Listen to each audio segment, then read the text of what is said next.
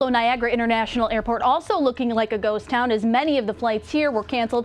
And if we take a look at current conditions from the airport's website, you can see a number of cancellations posted with the exception of departures to Detroit and Atlanta. Now we caught up with Kay Shore, someone from California who was stranded because of the storm, one of many impacted by the cancellations. He's visiting from California and was supposed to fly home today, but his flight on United to Chicago was canceled. And to make matters worse, he can't get another flight out until tomorrow from Rochester.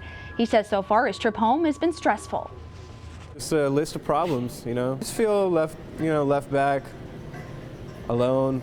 Like they just left me in the cold. We did find several success stories at the airport, though. Kristen McBride and Laura Palmo are considering themselves lucky. These two travelers are finally home from Louisiana after they were stuck in Charlotte overnight. It's unclear how long this storm will impact air travel.